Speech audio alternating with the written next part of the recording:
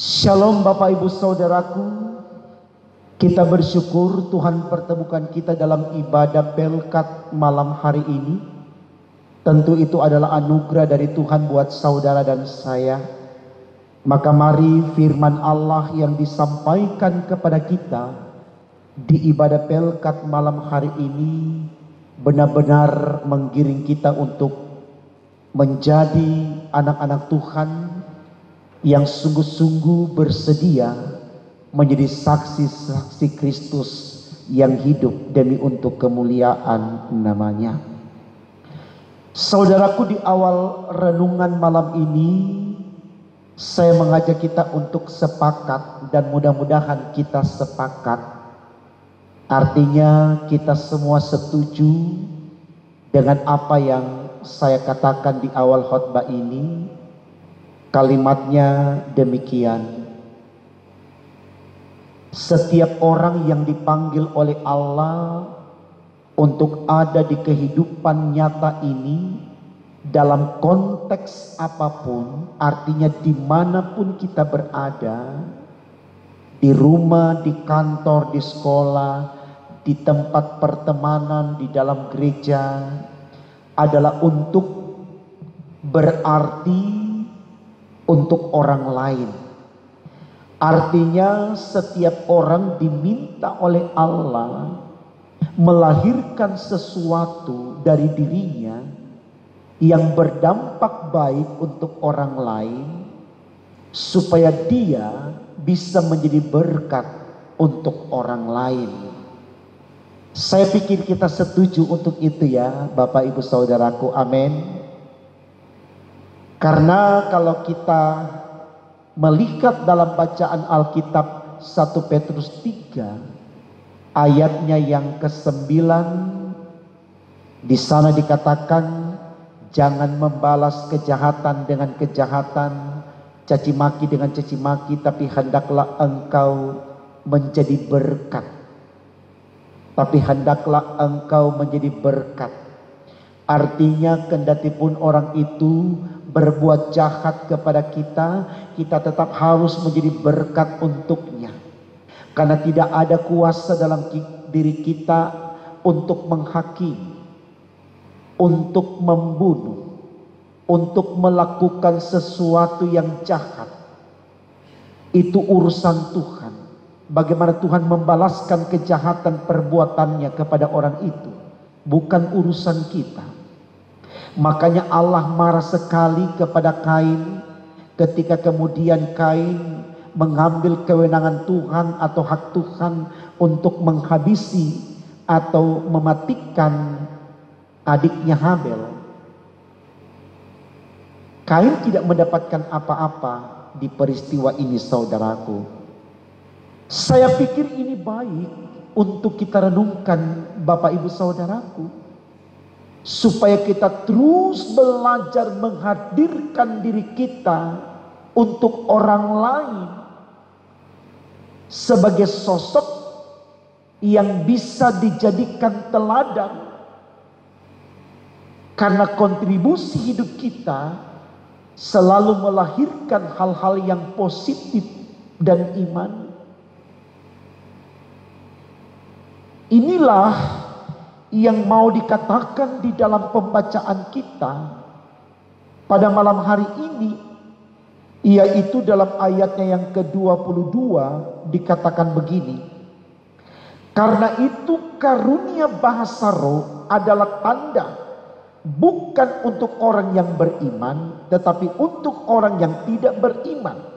Sedangkan karunia untuk bernubuat adalah tanda, bukan untuk orang yang tidak beriman, tetapi untuk orang yang beriman. Artinya, saudaraku, apa yang ada pada kita, baik itu kekuatan berbahasa roh atau kemampuan bernubuat, tidak semata-mata hanya untuk diri kita, tapi juga untuk orang lain.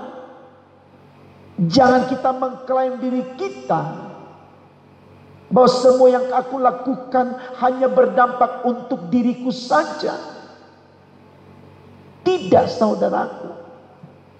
Maka ada bahasa yang selalu dipakai dalam konteks kehadiran manusia di dunia ini dengan sebutan makhluk sosial. Makhluk yang tidak bisa hidup tanpa orang lain. Sehingga dengan kesadaran ini setiap orang akan selalu rindu untuk menciptakan hubungan yang baik dengan orang lain lewat interaksi, komunikasi, relasi, dan sebagainya. Manusia dilarang oleh Allah untuk memiliki sifat individualis, kelompok yang eksklusif. Bahkan gereja pun Tuhan hadirkan bukan hanya untuk dirinya sendiri, tapi gereja harus keluar mewartakan kabar keselamatan sebagai orang-orang yang dewasa di dalam iman. Saya pikir ini baik, saudaraku, supaya kita tidak tertinggal pada persoalan yang ada pada diri kita atau kelompok kita. Karena kita memiliki energi dan semangat bagaimana ingin mewartakan sesuatu yang baik dari kita untuk orang lain, supaya kita dengan orang lain dari apa yang kita beritakan sama-sama memuji Allah. Jadi saudaraku, kuasa berbahasa roh kita pakai bukan hanya untuk orang beriman, tapi juga untuk orang tidak beriman. Kemampuan untuk bernubuat kita pakai bukan untuk orang yang tidak beriman, tapi juga untuk orang yang beriman. Semua dipakai menjadi kebutuhan bersama, supaya semua dipenuhi oleh perbuatan-perbuatan baik dalam persekutuan yang ada. Itu maksud tema khotbah kita. Dewasa dalam persekutuan untuk membangun umat. Saya pikir jelas. Dewasa dalam persekutuan untuk membangun umat. Artinya kedewasaan itu bisa membawa kita kepada kemampuan untuk mematangkan diri dan selalu berpikir untuk menciptakan kebersamaan yang dinamis dan harmonis, ketimbang kita bersifat kanak-kanak. Inilah saudaraku yang hendak kita renungkan dalam ibadah Pelkat saat ini. Bagaimana PKB melihat PKP adalah sesuatu yang harus didinamiskan dalam kehidupan bersama. Begitu juga bagaimana PKP melihat GP, PTPA, bahkan PKLU, ada kelompok bersama untuk saling membangun kehidupan yang diinginkan oleh Allah.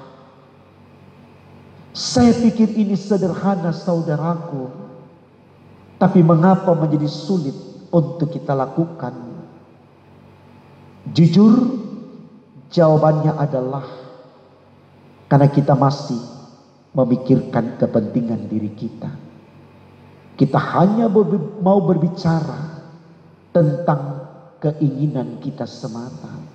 Inilah yang membuat kita tidak bisa membaur bersama dengan orang lain. Kita belum bisa hadir untuk orang lain. Pertanyaannya saudaraku, sampai kapan kita menjadi orang-orang yang tidak berarti untuk orang lain?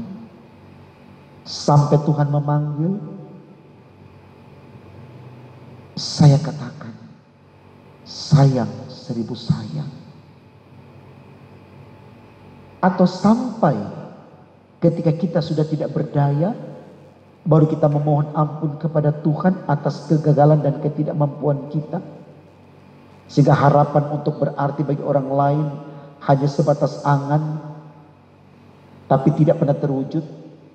Saya mau kembali katakan, sayang 1000 sayang. Karena itu mari saudaraku, selagi kita masih bisa, kita kuat, kita sehat, kita mengerti, kita tahu apa yang baik, lakukanlah. Karena Tuhan terus menanti kesediaan kita untuk melakukannya. Dan tentu itu akan kita pertanggungjawabkan di hadapan Tuhan. Tapi ketika kita mulai dari hari ini, saya percaya Tuhan akan memberkati kita. Dan kita tidak melangkah dalam kesia-siaan. Tapi akhirnya Tuhan akan jadikan kita pemenang. Karena kita melakukan semuanya seturut dengan kehendaknya. Tuhan memberkati firman-Nya.